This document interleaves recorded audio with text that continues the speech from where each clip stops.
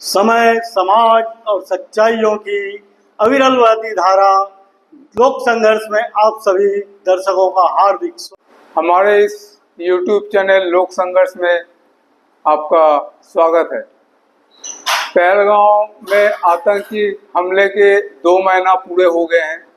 आतंकी हमले के बाद हमारे देश की सरकार ने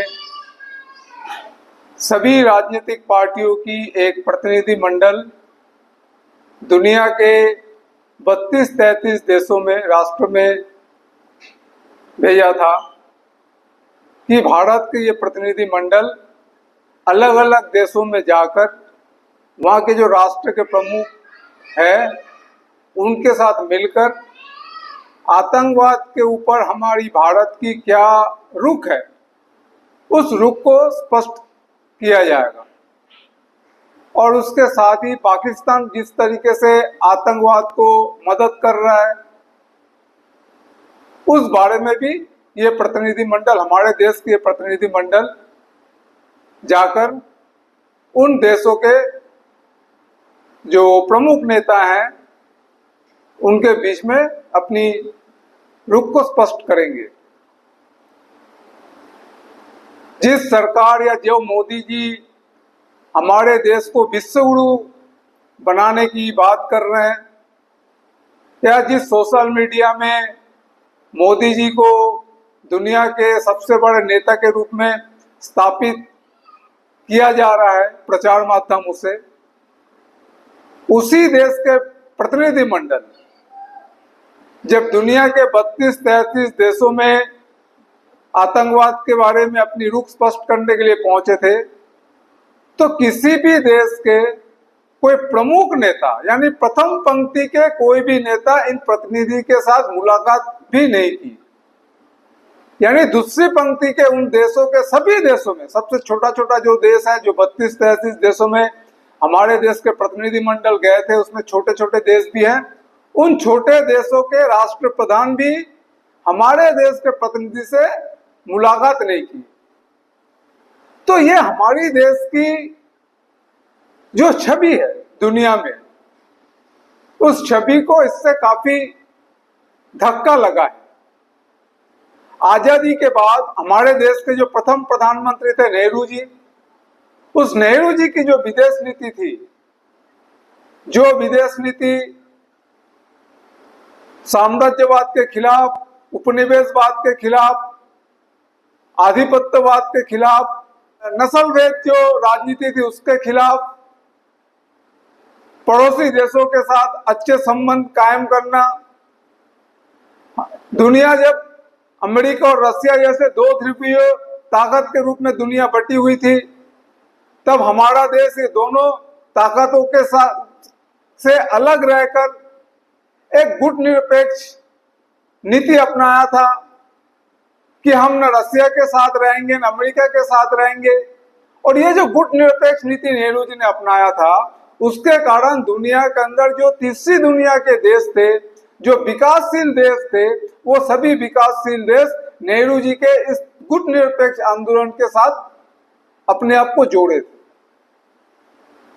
तो जो गुटनिरपेक्ष आंदोलन था, जिस आंदोलन के चलते पूरे दुनिया के अंदर छोटे छोटे जो देश थे, तीसरी दुनिया के जो देश थे, जो न अमेरिका के साथ थे ना वो रसिया के साथ थे, तो वो गुटनिरपेक्ष आंदोलन काफी मजबूती प्रदान किया था हमारे देश की स्थिति को। जो पड़ोसी देश हैं, उन पड़ोसी देशों के साथ भी हमारे संबंध अच्छे थे। जो उपनिवेशवाद है उसके साथ हमारे रिश्ते अच्छे नहीं थे। जो आधिपत्यवादी के राजनीति करते थे उनके साथ भी हमारे रिश्ते अच्छे नहीं थे, मतलब उनके साथ कोई अच्छे संबंध कायम नहीं किया गया था। इसके खिलाफ में थे हम लोग नेहरू जी के समय। और हम जानते हैं कि जो रसिया है, वो रसिया हमारे देश के काफी नजदीक थे। कश्मीर के मुद्दे पे रसिया ने भारत का साथ दिया है, बहुत सारे मुद्दे पे भारत को मदद किया है रसिया ने। लेकिन उसके बाद भी नेहरू जी की जो विदेश नीति थी, वो विदेश नीति पूरी तरीके से गुटनिरपेक्ष नीति थी। ना वो अमेरिका के साथ थे, ना वो रसिया के साथ थे, वो एक गुट निरपेक्ष रास्ते पे चलना पसंद करते थे। लेकिन अभी जो हमारी देश की सरकार है, वो सरकार पूरी तरीके से अमेरिका परस्त सरकार है। और ये जो आधिपत्यवाद, ये जो उपनिवेशवाद के खिलाफ जो नेहरू जी के संघर्ष थे, जो विदेश नीति थी, वो विदेश नीति अब मोदी जी के आने के बाद पूरी तरीके से तिलांजलि दे दी गई है। उस विदेश नीति को पूरी तरीके से नकार दिया गया है। जिस आधिपत्यवादी राजनीति करने वाले जायंटवादी इजराइल फिलिस्तीन के ऊपर हमले कर रहे हैं, हमारे देश के मोदी जी की सरकार उसी इजराइल के साथ खड़ा है। जबकि हम और आप जानते हैं कि इसके पहले जो सरकारें थी, मोदी जी के पहले जो सरकारें थी, वो सरकारें फिलिस्तीन के साथ खड़े थे। फिलिस्तीन के जो आंदोलन थे, उस आंदोलन को मदद कर रहे थे। जो अमेरिका दुनिया के सबसे छोटा एक समाजवादी देश क्यूबा के अंदर आर्थिक नाकेबंदी करके रखा था, ये अभी भी रखा हुआ है, उस क्यूबा के साथ हमारे देश के अच्छे संबंध थे। उस क्यूबा के जो राष्ट्रपति हुआ करते थे फिदेल कास्ट्रो को इंदिरा गांधी ने हमारे देश में बुलाए थे। फिदेल कास्ट्रो इंदिरा गांधी को अपनी बहन मानते थे। तो ये जो रिश्ता था, जो उपनिवेशवाद के खिलाफ अमेरिका की जो दादागिरी करने की जो नीति थी दुनिया के अंदर, उस नीति के खिलाफ हमारे देश की सरकार, पूर्ववर्ती जो सरकारें थी, वो सरकार की ये नीतियां थी। लेकिन वर्तमान सरकार उन नीतियों को पूरी तरीके से तिलांजलि देके पूरी तरीके से अमेरिका परस्त नीतियां अख्तियार करके रखे। अमेरिका के डर से वो कोई भी बात खुल के नहीं बोल पा रहे, वो कोई भी अमेरिका के खिलाफ कोई शब्द बोलने के लिए ये सरकार तैयार नहीं है। इजराइल फिलिस्तीन के ऊपर हमले कर रहे हैं, 50,000 से ज्यादा फिलिस्तीन के ऊपर हमले कर रहे हैं। फिलिस्तीन में रोज लोगों को मारा जा रहा है।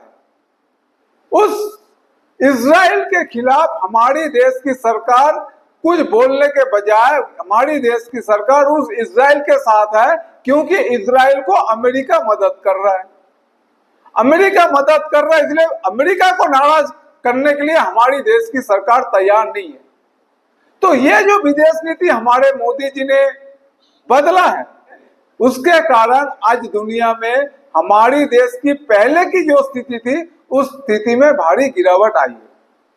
और जिस सरकार ने राष्ट्रपति के चुनाव में अमेरिका में जाके डोनाल्ड ट्रंप को समर्थन देके आते हैं, चुनाव में जिताने के लिए अपील करके आते हैं, इससे साफ जाहिर होता है कि हमारी देश की ये जो सरकार है, ये सरकार साम्राज्यवाद के सामने पूरी तरीके से घुटने टेक दिए हैं। ये सरकार साम्राज्यवादी ताकतों के सामने नतमस्तक है। और इसीलिए जब आतंकवाद के खिलाफ हम पाकिस्तान के आतंकवादी ठिकानों पे हमले करते हैं और ट्रंप ये घोषणा करता है, युद्ध विराम का घोषणा करता है, और युद्ध विराम घोषणा के बाद हमारे देश की सरकार ये बात बोलने के लिए तैयार नहीं है कि ट्रंप के कारण युद्ध विराम हमारे देश की सरकार ने नहीं किया है। और जब G7 की बैठक होती है, उसके बाद ये बयान आता है कि 35 मिनट ट्रंप के साथ हमारे देश के मोदी जी की वार्तालाप हुई है टेलीफोन में, लेकिन क्या वार्तालाप हुई है उसकी जानकारी प्रधानमंत्री नहीं बल्कि जो विदेश सचिव है वो जारी करते हैं। और सबसे ताज्जुब की बात यह है, जब विदेश सचिव ये जारी करते हैं कि ट्रंप के कहने पे नहीं, हमारे देश और पाकिस्तान के बीच में बातचीत होने के बाद ही युद्ध विराम का घोषणा किया था, ये बात जब विदेश सचिव बयान जारी करते हैं, उसके तुरंत बाद ट्रंप बयान देते हैं कि उन्होंने ही पाकिस्तान और भारत के बीच के युद्ध विराम का काम को अंजाम दिया था। और ये जो ट्रंप खंडन करते हैं, उसका खंडन हमारी देश की सरकार ने अभी तक नहीं किया है। तो इससे साफ जाहिर हो रहा है कि हमारी देश की जो सरकार है, वो सरकार की जो नीति है, वो नीति पूरी तरीके से अमेरिका परस्त नीति है। वो 56 इंच छाती की बात जो मोदी जी करते हैं, वो जरा सा हवाई है, दरअसल अमेरिका के सामने हमारे देश के जो प्रधानमंत्री है वो पूरी तरीके से नतमस्तक नजर आते हैं। वो अमेरिका के खिलाफ एक भी शब्द बोलने के लिए तैयार नहीं है। बहुत बहुत धन्यवाद।